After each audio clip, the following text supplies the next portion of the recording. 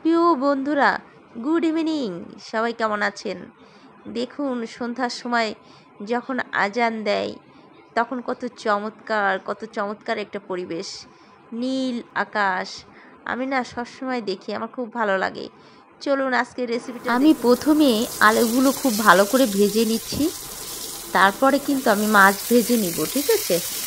তো মাছ ও আলু দুটোই ভাজা হয়ে গেছে ভিউয়ার্স। এখন আমি তরকারিটা রান্না করব। তো ফার্স্টেই কিন্তু জিরের ফোড়ন দিয়েছি, তারপরে একটু রসুন কুচি ও পেঁয়াজ বেশি করে দিয়েছি, সাথে রয়েছে কাঁচামরিচ। এখন আমি সব ধরনের গুঁড়া মশলা ভালো করে গুলিয়ে নিয়েছিলাম, সেটা আমি দিয়ে দিয়েছি। আমি 2টা টমেটো দিয়েছি এখানে। তারপরে ভেজে রাখা আলুগুলো দিয়ে ভালো করে কষিয়ে নিচ্ছি। কষিয়ে নিলে পরে আমি কিন্তু একটু ঢাকনা দিয়ে কষিয়ে নিয়েছি। কষানোর পরেই কিন্তু একটু ঝোল দিয়ে দিচ্ছি। আমি খুব সামান্য ঝোল দিব, যেহেতু মাছ দিয়ে আলু দিয়ে সবজি দিয়ে আমি রান্না করছি। আর এখানে একটা বড় বিষয় হচ্ছে, বরবটিটা আমি কিন্তু আগে থেকে সেদ্ধ করে রেখেছিলাম ভিউয়ার্স।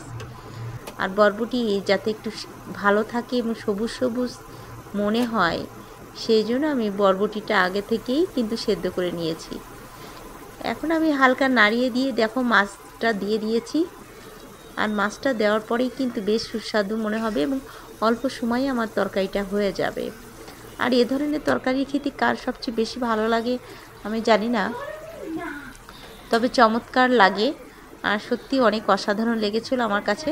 তো আপনাদের কাছে কেমন লেগেছে একটু জানাও। এই দেখো, আমার মেয়েকে আমি এখন ভাত দিয়ে দিব। তরকারিটা হয়ে গেছে, আমার মেয়েকে ভাত দিয়ে দিচ্ছি। তো সে কিন্তু নিজেরই ভাত খেতে পারবে ভিউয়ার্স।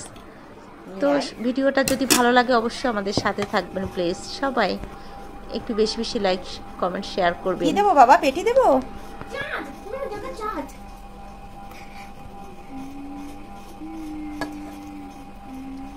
আলু দাও, 3টা আলু দাও। 3টা আলু দিব। আমার মেয়ে আলু পছন্দ করে ভিউয়ার্স, এই জন্য সব তরকারিতে আমার আলু দেওয়া লাগে। 3টা আলু কি?